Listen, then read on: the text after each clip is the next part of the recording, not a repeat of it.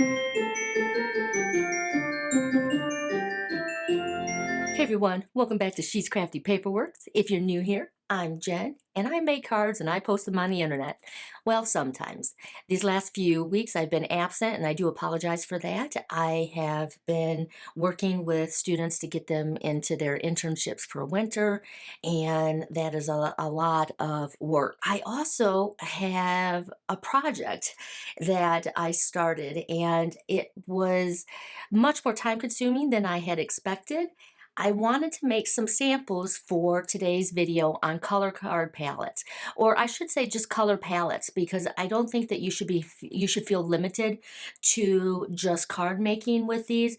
The color palettes are meant to be inspiration for not just any paper crafts, but also DIYs and crafting in general. I wanted to create several traditional variations, but also I wanted to offer some non-traditional inspiration as well. And when I mean I made samples, I made samples. So let's get to it. We have a lot to cover. I did want to point out one thing before we get going, and that is all of the main die cuts that I use for each of the cards comes from Concord and 9th, as does all of the paper unless I specify otherwise. I did that because I wanted to keep things simple. This is not a sponsored video. I have no affiliation with Concord and 9th. I just have a lot of their products, and I thought it would also help to create consistency with all of the projects, just to simplify things, like I said, but don't feel that you have to use these products to create the same color combinations. There are lots of companies that have very similar color lines. And again, the idea for this is to think of the colors and use those in our different crafting projects. Okay, so our first color combination has Midnight, Juniper, Tide Pool, Dragon Fruit, Carnation, Ballet Slipper, and Satin Silver from Tonic Studios. We're going to get a little bit of shadow because I have an overhead light on. I usually don't do that, but I'm trying to get the best clarity of the colors. The one thing I would say is that if this magenta color, the dragon fruit, is too bright for you, then alternatives would be to go with a more jewel tone. And with that, I pulled wild berry and plumberry. And you can see that takes it a little bit deeper and richer with the colors, but certainly a great alternative if you wanted to vary this up and, like I said, darken it if this is too bright for you. But here are my cards that I made with this. And let's do this.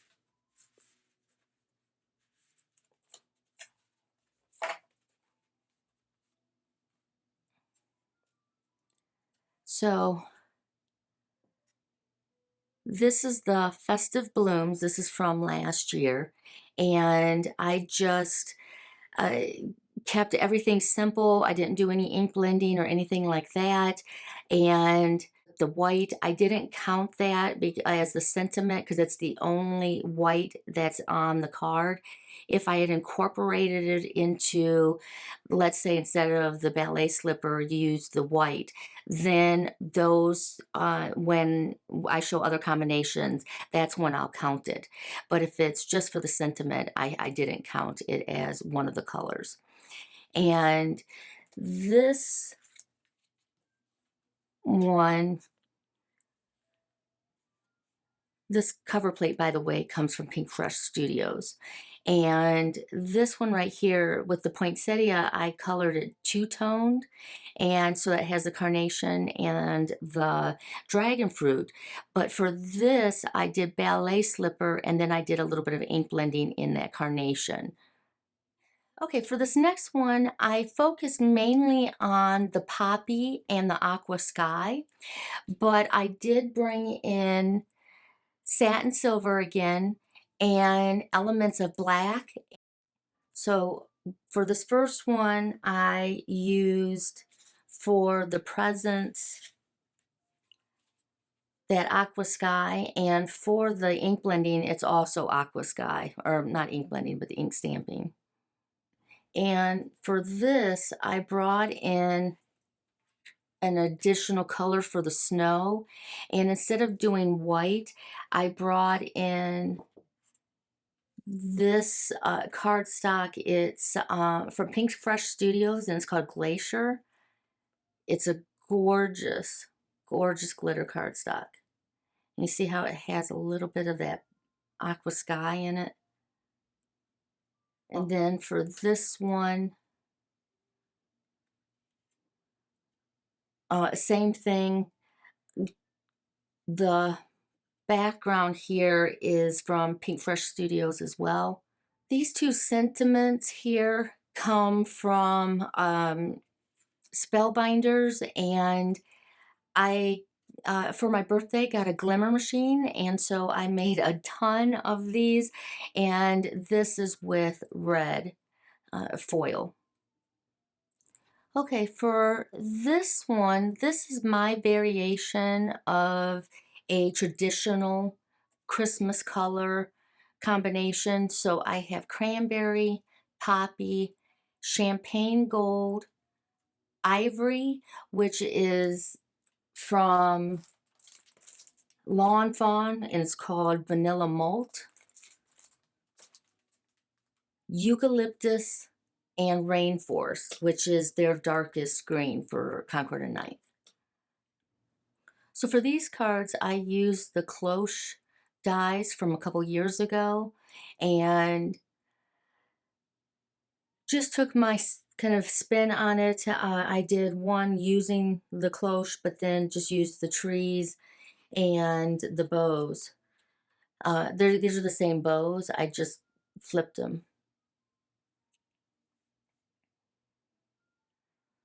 Okay, here's another classic Christmas. This one has evergreen, clover, poppy, watermelon. No, I take that back. This is honeysuckle and pink lemonade. And if this is too much pink, switch this one out with white, and that's the kind of the quintessential kind of classic Christmas that have color combination that includes the pink. So I ran with the pink on this one.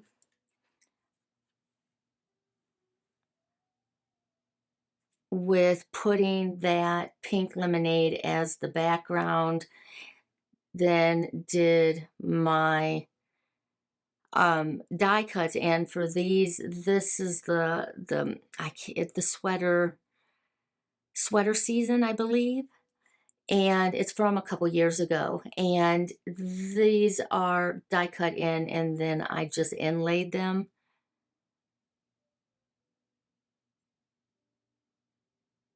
And this one, a very simple, I didn't do the inlay on this one. This is just stuck on top. When I think of Concord and 9th colors, this is what I think of. I have frosted silver, again in tonic studio mirror cardstock, sea glass, sorbet, pistachio, and nectar. And this is more modern with a little bit of a boho edge, I think. I don't know, but there's something about this color combination that just says Concord and 9th to me. And I went a little crazy with this one. I made 4 cards. So I have, using their inlay dies from last year, I don't know, there's just something about this combination. What do you think? Is this non-traditional color combination a little bit too far out of your realm? Or do you like to push the boundaries a little bit with your colors? Speaking of pushing the boundaries, I did that again with this color combination. It has ballet slipper, briar rose, plumberry, sprout, parsley, and harbor. For the cards that I made, I also used, that was also from that same line as the last one, the tree lot one. And this is the fa la la. Well, here, let's go ahead. I'm going to remove the background. I've been using the background to cover up the spotlight, but let's go ahead and I'm just going to put that up there.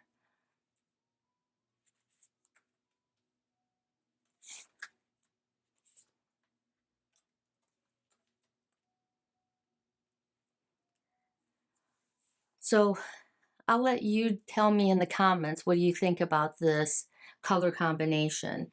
I think that certainly it is non-traditional, but it has those elements that, because I am using the inlay dies, I have a lot more freedom in terms of, because it's telling me it's Christmas, right?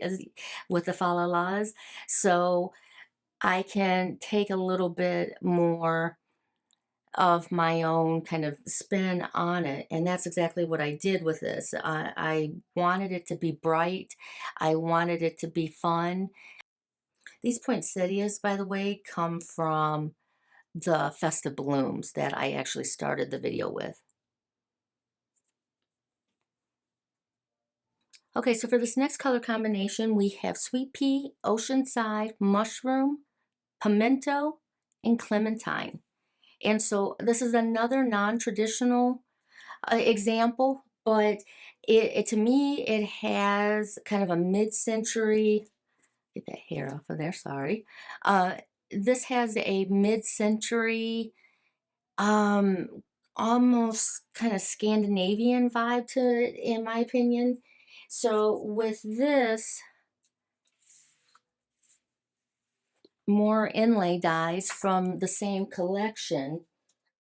I think the reason that these colors work is that I am using them in a way that also kind of plays with that Scandinavian kind of feel. And that's going to be the big thing with choosing color palettes, is that how you're going to use them is also going to play a role in whether or not they work. And so I think these work simply because of the dyes that I chose to use with them. Okay, so for this one, I have honey gold, watermelon, tide pool, white, and black. And this is with this year's cracker dies. And I think that this is why I'm including the white and the black, is that I incorporated it as part of the confetti inside the Christmas cracker. Do you guys do Christmas crackers? We do them. We've been doing them for a long time. My mom actually used to travel a lot, and when she would go to London, she would pick some up, and so she would always bring those home, and we would have them on Christmas Eve. And this one, just simple. I think this color palette will work really well with like nostalgic 1940s feel. Okay, for this color combination, I have peacock, lakeside, brickyard, and cranberry. And this is Concord and 9th's chunky cardstock. I love this. Okay, so for the two cards I made using these color combinations, I kept it very simple. I use for this one the Stay Cozy sentiment set, and then I took, this is a poinsettia from that Festive Blooms, and then I put that chunky cardstock in there, and I did that in the cranberry, and then this is in the Brickyard. And this one is on the cranberry background with embossed with one of my Spellbinders embossing folders. And the poinsettia here is in Brickyard. And then I used that peacock and lakeside for the foliage, and then that's some chunky. Let's see if that comes in clearer a little bit. Okay, for this color combination, I have 10 colors that I used in the making of my samples. And I started with the kind of the traditional Christmas colors of Brickyard, Cranberry, Clover, and Evergreen. And then I added as accent colors Sea Glass, which is in that green family, and Nectar, which complements that Brickyard nicely. And then over here I have Lakeside and Peacock. I also used Ivory, but for some of the variations of Ivory, I brought in this, which is the antique assorted pack, and I used the glitter metallic, and I also used the pearl metallic. And then this final color is espresso. Okay, so this is Concord and 9th accordion tree farm dies, and I did 2 with the accordion fold.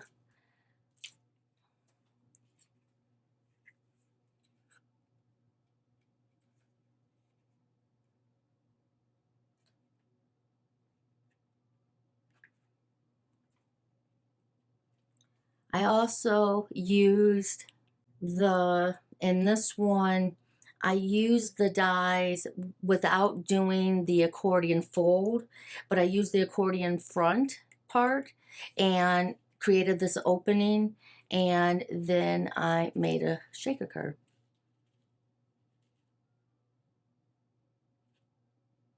And I use for the inside, this is Tim Holtz rock candy and a little bit of the mica. And this one has that glitter cardstock and that antique.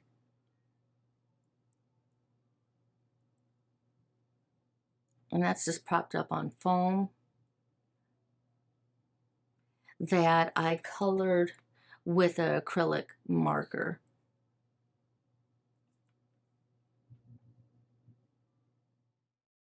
All right, everyone, thank you for watching. If you found inspiration, I'd appreciate if you gave a thumbs up. And also, let me know in the comments, do you have a particular favorite? Or do you have a tendency to lean towards the more traditional colors? Or are you someone who likes to push the edges a little bit and go with some more non-traditional colors? Let me know. I'd love to hear. All right, take care, and until I see you next time, happy holidays.